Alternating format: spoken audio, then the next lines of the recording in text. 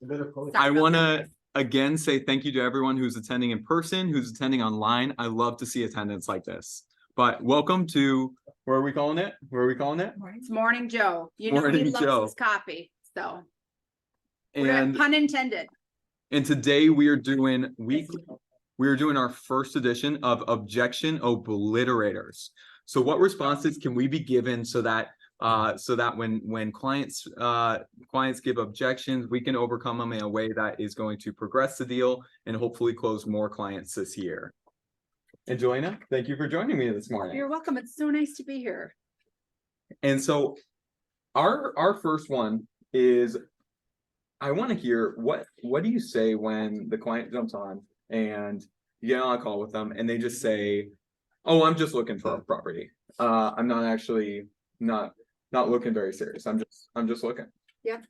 So I found that response happens most often when you are either cold calling a lead that hasn't been connected to, or maybe they had an appointment at some point with someone and we're just in the beginning stages of their search. And my process for every objection I get is to always acknowledge it with positive language first. So if someone were to say, "Oh, I'm just looking," I would say something like, "Perfect. I was actually hoping you would say that." And then immediately they don't know how to respond to it. So I can take it forward from there. And one of the things I like to do is use that opportunity then to say, "Okay, so perfect. I was hoping you would say that. What is it that you're looking for?" And try to get them to open up with giving me some criteria. So you're saying there's a chance. There's always a chance. Yeah, honestly, the first thing whenever somebody jumps on and just says, "Oh, I'm just browsing right now." Oh, well, what even has you looking right now? Like, and from there you have the opportunity to find out, are they renting? Do they own a home already? And why is it they're even considering looking at a property? The other thing is, oftentimes when I get this response, it's actually in response to the questions that you're asking. Yep. And I actually try to make sure that I'm asking the right questions, that the client doesn't have an option to respond in this way. Because if they're able to just respond, just saying, "Oh, I'm just looking," it means you're asking the wrong questions. It means that you're coming across as salesy, that you're just looking to market, and they're just trying to get you off the phone. Yes, and I think that there's a lot to be said about the personality you're dealing with on the other side too. So it could be like a twofold, and we talked about this a little bit. If you get someone they're serious about their search, but they don't want to be pressured into working with an agent at this point. They want to be in control of the situation. This is usually maybe more with like a direct personality type, and you can tell in their tonality when they're talking to you what that personality type is. So if they come across really strong and they're like, "I'm just looking," and they're trying to shut you down. Oftentimes it's someone with more of a direct personality type. And for people like that, you have to step it up a little bit and respond in kind. I would do the same thing, and I would be positive with that type of comment in return, and acknowledge the fact that, well, don't worry, I'm not looking to pushing you into anything. I just, want to be a valuable resource. And just about everybody starts looking at some point in time in their search. So acknowledging what they have to say, but not letting them shut down the conversation. I love what you mentioned a second ago about tonality. One of the most important things within calling is measuring your tonality or listening for the other person's tonality. Based on the tone that they're taking with you, what does that say about the person? Are they direct? Are they wanting you to potentially ask more questions about how are they? Are they wanting you not to waste their time? Start to pick up on the language that they're using with you, the tonality they're using with you, and use that to address how you're responding with them. Also, it's just as important to measure your own tonality. Like, I remember when I was a brand new ISA, I was making 100 calls a day, not setting any appointments. And it's because when I jumped on a call with someone, I was going, "Hey, this is Joe with Pemberton Homes team. Is this Jackson I'm speaking with?"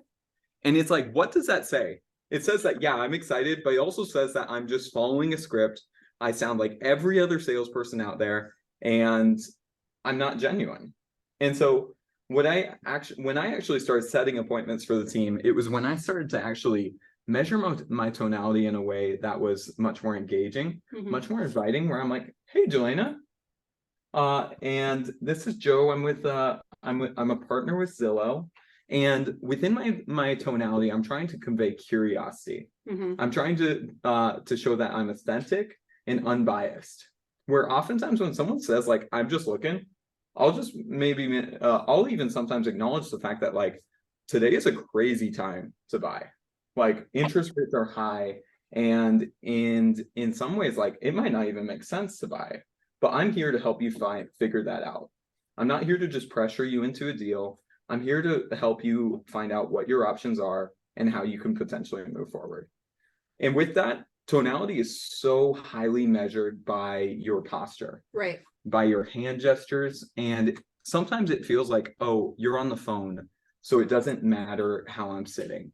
But if you're sitting all the way down here, just kind of like with your phone in hand and just on the phone like this, it's going to convey in your tone. Versus if you're upright, if you're actually leaning in at certain points in the conversation and actually letting your body language show that you're interested, even though they can't see you, it will make an influence on how you come across to them. Mm-hmm. And so it's crucial to pay attention to how you're sitting, how you're standing, how you're leaning in. Yep. And I think that's different for everybody, right? So if you've watched Joe in the office, you'll see a lot of times he likes to walk while he's back and forth. Me, I'm going to be, I picture the person I'm talking to on the phone. Mm-hmm. So I'm trying to imagine what it would be like sitting in front of them and mirroring what I would see their posture as based on how they're talking to me. So if they're coming across more direct and I'm sitting, I might sit up a little bit more so that I, am conveying more confidence in the way that I'm talking. If it's more of a relaxed kind of just conversational approach, I might have my leg crossed and I'm sitting back a little bit and I tend to kind of spin back and forth in my chair. And those type of movements, I know enough about myself to know how that's going to affect my conversation style. Mm-hmm. And I think matching what you have or knowing how to counter it on the other side is important, because nobody wants to feel like they're getting a telemarketing call, right? Yep. Like those days, like, I mean, how often do we just say, no, thank you, and just hang up the phone, right? And the goal is to engage someone in conversation. And in order to be able to do that, you have to show that you have curiosity, a genuine concern for meeting the need, finding out what the need is of the person you're talking to and making sure that's met, but being able to provide value and do that with confidence at the same time, because we're not talking about, purchasing a small widget or, it's a product on Amazon that they're going to get quickly and comes with an easy return policy. When you're talking about someone making a move and buying, an expensive home, especially in today's market, like there's a lot of thought that goes into that, and needs are really at the forefront right now when we're, taking into consideration interest rates and other factors. So we have to make sure that we're carrying ourselves or conducting ourselves as professionals and confident in our ability to serve the need of the client. I love how recently we were speaking with our Zillow rep, and he mentioned that he's spoken with other teams where I think it was a team in Chicago where he's like, the entire team just believes that the market is horrible and that it's a terrible time to buy real estate. Yep. And they're wondering why they're not selling any homes. Versus here, like here, what's our mentality? What's our belief about the market right now? Well, we can't control the market, right? And if we focus on what we can't control, all of our energy is going to go to a negative space. And this is why every Tuesday meeting, Parker's been talking a lot lately about mindset, or I'll talk about mindset. And we have to believe that no matter what the conditions are in the market, most often out of our control, there are people who will need to buy and sell their homes. There is never not going to be a need for people to move. And so we just have to make sure that, we are conveying confidence and positivity that comes across a lot better. And our energy is really felt by the people we're talking to on the other side. Right. If you've ever been with someone who's just Debbie Downer and that's a whole skit on SNL, right? Like how a person can take their negative energy and really bring down the energy of everyone around them.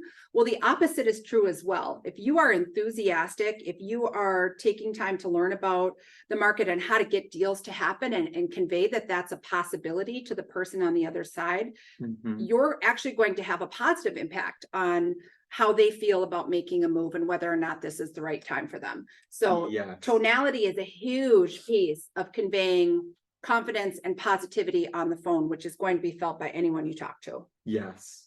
And it's just as important to ask the right questions. Correct. I know Critical. Austin recently had testimonial of cold calling someone, jumps on the phone with an expired listing and starts speaking with the client. He asks the right questions and the person lets him know, yeah, I've tried to get my home listed with so many different agents, but everyone's just telling me to wait till spring. Austin starts asking more about their situation and finds out, well, they already own another home. Yep. And so they're just paying like extra on their mortgage. And he asks the right questions, finds out that they just need it sold. Yep. Done. He never met them in person and never saw the home. And he signed a listing with them. Yep. And it's because he believed that there are truly people who need to move right now and that we are going to be the people to help them. Right. We can't ever assume we know what the person on the other side of the phone or the person that we meet, if we're meeting them in person, what their circumstance is. Our job is to ask the right questions, to get that type of information from them, establish what their needs are, and then figure out how to meet those needs. Questions are a critical piece of that. I do not like yes or no questions. I think that shuts down a conversation. And so one of my biggest pieces of advice to any agent is make sure you are asking open-ended questions or viewpoint questions that require more of a detailed response from the person you're talking to. You can do that if you are in person in a showing with them. You can do that if you are on the phone with them. That is the best way to get them to open up and start talking about who they are, what their lifestyle is, what their needs are. And then once you get to that, you have a foundation to build on in finding them the right home. You want to know my favorite question? What is that? Across the board, and I think everyone should write this down, have it in your tool belt. Tell me more about that. Tell me more about that. Yes, someone mentions that their family is in a situation where they just don't have enough space, they don't have enough bedrooms. Okay, you understand the issue, you understand the pain point here, and oftentimes, like like being on a cold call, we want to just start speaking to them about how we can solve that issue. It's actually best depending on the situation. But most commonly, it's best to just say, yeah, tell me a little bit more about that. Get them talking about it. Get them talking about their problems. Because then once you can have them like fully thinking about their problems and realizing that there is an issue with where they're at, you can start speaking to them about options. You can start speaking to them about solving that issue. Yep. I like to ask people to tell me, if you could pick the perfect house right now that met your needs or your family's needs, what features does it have and what does that look like to you? And they will just bleed out their dream. Oh, I want a house that has shakes on the front and I want it on at least a half an acre surrounded by trees. Now you might not be able to find all of that, but what you're getting is what their dream home looks like and a lot more details about features that will stand out to them because they already have this picture painted in their mind. And if you can figure out what it is they have painted in their mind and translate that into a house that's actually on the market and put it in front of them, more often than not, they're going to move forward with buying a house with you because they are seeing that you are taking a proactive approach in trying to find the right home for them, not just waiting for them to find a house that is meeting their needs, especially in a low inventory market right now, when most of the time people are going online and looking and these houses are already in an offer or pending. Yeah, I was speaking with Jilayna yesterday about cold calling, and she mentioned she was going to reach out to someone, but that she was going to find a property that fit their criteria first. That way, when she jumps on basically what's pretty much a warm dial with this person, if they actually kind of push back against her, she immediately has something that she can provide value to them. And I love that idea. And every conversation that you have with someone, it doesn't matter if it's an initial conversation on the phone, if it's a follow-up conversation, if it's an in-person conversation, the goal always has to be provide something of value and gain something in return of value. And for us, what are we gaining in return for value? That is knowing more about what the client needs and what the client wants, what their circumstance is, what the problem is that you can offer a solution to. And in return for value is letting them know that it is a possibility for them to have a solution to their problem and that you are the answer to that. So ask the right questions, no matter what the setting is. And remember that this is your opportunity to have the client or the lead lay out for you exactly what they need. Once you establish that, it's much easier to find it. So often I jump on a call and I actually have a pretty good conversation with someone. They're receptive. And then at the end of it, they just say, yeah, just send me an email with more information. It's a really common objection. And my strategy here, because oftentimes it's like, oh, I'll send them an email. It's my next step. I'm hoping that I'm getting some momentum with them. But realistically, they're probably not going to take it. They're not even going to take a look at that email. They're just trying to they're just trying to get you Trying to get you off the phone. Off the phone. And so oftentimes, like, my response here in this situation, like if I called you and you just were to respond here, like, yeah, just send me an email with some more information or send me a couple listings. I'll respond, yeah, absolutely. You know, I'd be happy to send you an email right now. However, I'm just curious, like, and even I know I get a lot of emails and I don't even take a look at them. Like, if as I'm sending you that email, like, what kind of value are you actually looking for?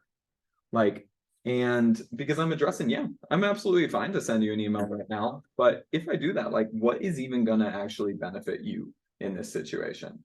And most of the time, this is a great way to get people just to, like, I'm acknowledging that, like, yeah, we have limited time, both of us. And if I'm gonna take the time to send an email out, I want to make sure that I'm not just sending it into the void. Right. I want to be actually sending something that provides value to someone. Yep. And I would do the same thing. And I would say, okay, well, give me some feedback on what you want in that email. Are you wanting me to send you properties that aren't on the market yet that you could have, you know, exclusive access to, or are you just looking for properties that, you know, you're going to find on other sites? And then do a little deeper dive until, you know, okay, well, let me put, you know, some work into making sure that the homes I'm sending you are a match. How many bedrooms and bathrooms do you need? And kind of adjust the approach from there. But then whenever someone asks me to send them something in email, I will acknowledge it and I say that, and I'm going to do it. Sure, it's no problem. But I don't leave that as the only form of communication I'm going to have with the client. I'm going to tell them I'm also going to take those same homes and I'm going to text you a link to the property on your phone. I want you to take a look at this and let me know what features stand out to you and what don't. I would really appreciate it if you could give me some feedback, and then I'll adjust the homes I'm sending you from there. So I'm giving kind of a call to action, and I'm letting them know, sure, I'm going to communicate with you in the way you want, but I'm also going to communicate with you in another form in the hopes that I stay engaged in contact.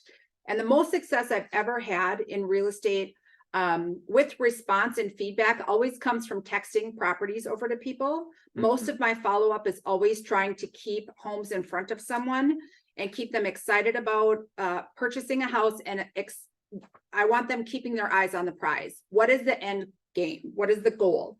And the goal is always finding them the house that meets their needs, or that whatever their circumstances at this time. Maybe they just won the lottery and they want to invest in like their first luxury property. We're working with a couple right now that is saying, you know, like, life is too short. I just went through losing one of my best friends last year. We're in a house that we really like, but it's not our dream home. And we know that interest rates are high. We don't care. At this point, for us, we want to pursue living the life of our dreams. We can afford it. And we have just learned the hard way that life is too short. And so again, that kind of goes back to not assuming you know the circumstance of people, but trying to get to the bottom of what is most important to them, and then constantly keeping properties in front of them to be able to deliver on that.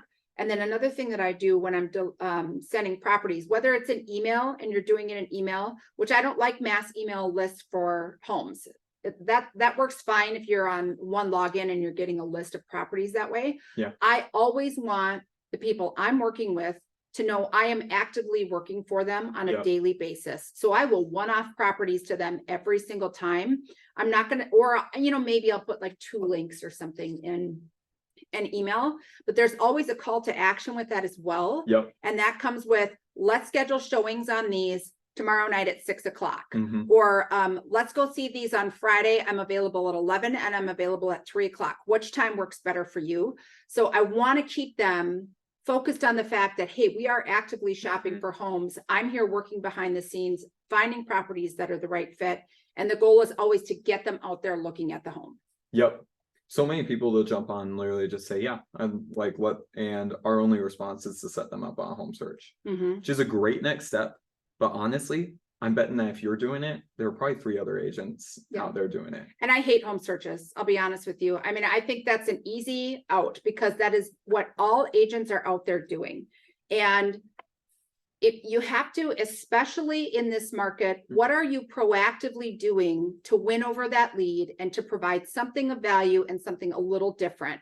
Are you actively searching for properties? Are you setting up a follow-up call? Yeah. Are you setting up a follow-up appointment? If you've met a client in person or if it's just on the phone, I try to stay away from saying, let me just set you up on a search. Yep. I don't want to do that. I don't want the lead to feel like, oh, it's okay, it's right back to me having to scroll through properties. No. And I will tell everyone I talk to, I take a very proactive approach. My goal is to do the work on your behalf. I know that's what's going to make it easier for you in this experience. And I also have a list of properties that maybe other people don't. So I want to stay busy in trying to find the right home for you. Yeah. And so to bring it back full circle, like when somebody jumps on a call and just says, yeah, if you could just send me over an email with some properties, that would be great. Mhm. Again, I'm just going to respond here. I'm going to use a just level tonality, kind of a medium tonality of like, yeah, I'm all right with sending you over an email. But I'm just curious, like, I know I get a lot of emails that just go right to spam or right to trash. And I guess I'm curious, like, what exactly in that email would actually convey value to you? Mm-hmm. And right here, like, they're probably just going to reiterate what their property search is, but it's going to change the status of you in their head. And it's also going to get them talking more about their issues, which again is the goal. If we can get them talking about their problems, they're going to be able to convince themselves that they need to move way more than you'll ever be able to convince them. Great. All you have to do there is nurture that excitement. Right. Once they put some excitement into it, all you have to do is listen and ask the right questions that are going to get them to talk more about it so that they can start talking about it, about what they need. Yep. And here's one other tip I just want to give you if you're going to use the email approach for people. And I certainly do email properties. I just don't like the auto searches for people. What I would encourage you to do is ask the person on the other side of other line or whatever, ask them what time of day do they like to review their emails. So if they are working a 9-to-5 job, most of the time they're busy with work and they're not really going to have time to sit there and scroll through properties. If they are someone who wakes up early in the morning and likes to check out their email in the morning, I want to make sure that I'm, scheduling a reminder to send an email out in the morning to them. Yeah. Or if they're a person who, like me, the best time to get a hold of me is before 9 o'clock in the morning and after 9 o'clock at night in an email. Yep. So I like finding out like what is their habit or schedule for looking at email. So I know that if I'm going to send something to them, that there's a greater chance that they're going to look at it during that window of time. Yeah, absolutely. I love it. So many times, like, I feel like something that's really common for every single agent on our team is people who are basically asking for a filet mignon on a hamburger. Filet mignon on a hamburger budget. And so, like, let's say like we jumped on a call right now and you start asking me about what I'm looking for. I say, I'm looking for a property on Lake Minnetonka. I want a 2-bedroom home or a 4-bedroom home, and I want it for $250,000. So you're looking for an Airbnb rental for the weekend. I'm looking for a outhouse. Yeah. Yeah. So obviously like a completely unrealistic situation, right? But what it comes down to is 3 factors in real estate. And I use this all the time: price, location, condition of the home. Unless you have an unlimited budget, pick 2 of the 3. So which one are you willing to compromise on? So in a situation like that, I would say, okay, well, what is it that's, drawing you to Lake Minnetonka? Yep. I think it's a beautiful area, and it's always just been my dream to be on the lake. Oh, okay. So are you set on a lake, or are you just more attached to kind of being close to water? I'd say I want to be on Lake Minnetonka. Okay. And can I ask what the factor is like with your budget? Have you already gotten pre-approved and that number's been established for you? Or is that just kind of, based on a payment that you're looking for, or do you intend to pay cash? Well, I looked on a mortgage calculator online and that's what it said I could afford. 250,000. Mm-hmm. Okay. Well, I do know that there are some condos available in maybe on Lake Minnetonka, maybe in the Mound area, and they might not offer you a lake view or a lakefront property. Mhm. However, we could find something in that budget that does come with a higher association due, but would give you access to the lake. Are you open to shopping for condos? I love it. That was an amazing response to that question where you're offering solutions there. There was something there in the very beginning, and I'd love for you to expand on it a little bit and just kind of share this with the team. And to clarify it, like this is something that I've heard Jilayna use in multiple trainings and with multiple clients. And it started out with you just saying, unless you have an unlimited budget, and can you continue on that? Sure. So there's 3 factors in real estate. I'll say it again. There's the price of the house, there's the location of the home, and there's the condition of the home. Is it a little more rundown and it needs some cosmetic updates? Is it brand new and fully decked out with luxury features? Okay, so there's 3 different factors in real estate. And unless you have an unlimited budget and you can get everything that you want, really there's something you're going to have to compromise on with one of those 3 factors. So if you are dead set on price, and then you're going to have to compromise on either the location of the home or the condition of the home. Mhm. If you are dead set on location, hey, my kids have to have Wayzata schools, and you know that you're stuck in a $500,000 price point, we know that what you're compromising on is the condition of the home. Mhm. Can I find you a house in Wayzata schools under 500,000? Yes, I can. Chances are that home is going to need some cosmetic work. It's probably one of the houses that was built in like the 80s or early 90s. It might not have the square footage that you're looking for, but it's got 4 bedrooms and 3 baths. They're just a little bit smaller, and it's a home that you can maybe put some equity into. If it is the condition of the home that you are set on, hey, we have a $600,000 budget and I know that I want new construction. Okay, that's great. Can we find you new construction under 600,000? Absolutely, we can right now, but that's a drive outside of the metro. Yeah. So now we're compromising on location. Yep. And so what I want to do is I want to present that there is always a way to get them most of what they want, but there's got to be a factor in there that they're willing to compromise on. And if you can find out what the 2 is that they are completely firm on, then you know what it is that you have to compromise on. And that adjusts your search from there. And now you can start making homeownership a reality based on what that compromise is. So again, I think everyone should write this down, the script that she shared a second ago, where it's unless you have an unlimited budget, Pick we're 2 gonna- of the 3. you need to pick 2 of the 3. Yes, I call it my Panera approach. It's a pick 2. I'll take mac and cheese. Mac and cheese in a sandwich. Mac and cheese. I'll go for Basically, soup and a dual sandwich. Alternative clothes, they call it. A dual alternative clothes. I Where have- you don't give too many options, but you have to pick, like, in our brains, the Yes. way our brains. I haven't heard it process. described like that, but that's Yeah. interesting. Yeah. So again, I just want to I want everyone here on this training to walk away with that one piece with that one script. Yep. Unless you have an unlimited budget, I need you to choose 2 of the 3. Price, location, condition of the home. And so with that, I want to open it up for Q&A from the chat. Does anyone have any questions on anything related to what we spoke about or to cold or warm outreach?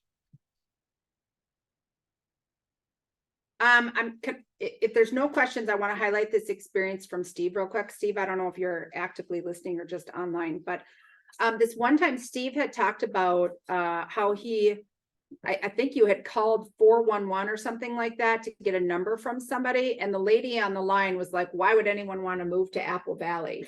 And he used the line, well, if I could find you a house under a certain price point or in a certain price point, would you be willing to drive like 15 minutes outside of the city? And so he actually used that price, location, conditions piece of it to establish interest in the party on the phone. And I think he met with that person and sold him a house. I remember you talking about that experience at one point. So I don't know if he's listening, but yeah, that is correct.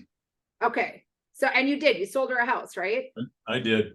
Yeah, so it's a little bit of reverse psychology, getting to the bottom of what they need, but you threw out price and the location was something they were willing to compromise on if they could find a house within a budget. Yep.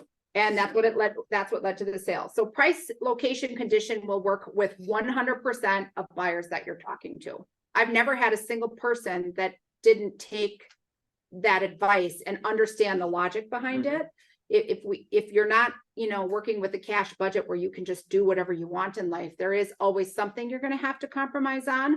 What are the most important factors in purchasing the next home for you? Yes. Unless anyone, I want to give one more opportunity for questions. And with that being said, I would love to see everyone here on this call applying these principles at call night tonight, starting at 4:30. 4:30. So I hope you're able to make it. If you are able to make it, make sure you reach out to me so I can set up your pond in advance. But with that, again, I just want to thank everyone for joining today. Tacos for dinner. We got Chipotle coming in. Call nights have been hugely successful. Please show up tonight if you're looking to continue to build your business through fall and into winter. These nights have been like really fantastic for getting appointments for people. So would love to see you all tonight. Thank you, guys.